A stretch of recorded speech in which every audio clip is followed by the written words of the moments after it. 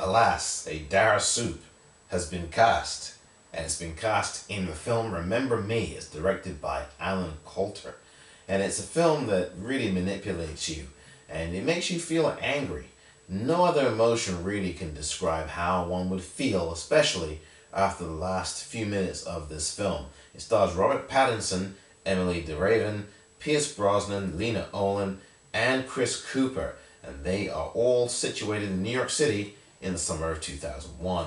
Mr. Pattinson plays Tyler Hawkins, a young man who's wayward and certainly combustible, and he has a few run-ins with Mr. Cooper's character, who just happens to be involved, or at least related to, one of the other characters in the film.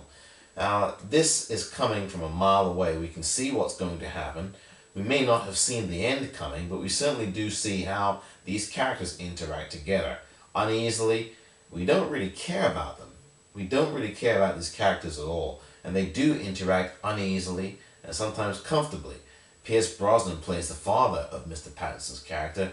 Brosnan is very good here once again, and the second time in the space of a few weeks, he has dazzled on the big screen. It's been a good year for him so far. He also was good in the film The Ghost Rider, which is the year's best film so far, and this is one of the year's worst. Remember Me is not to be remembered this year or any other.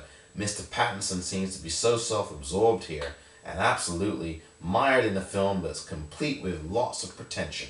It's not one of the films that you'd remember or even recommend, and neither will I. I'm Omar Moore for the Popcorn Reel, and you can now read my far-flung correspondences for Roger Ebert at the Chicago Sun-Times website.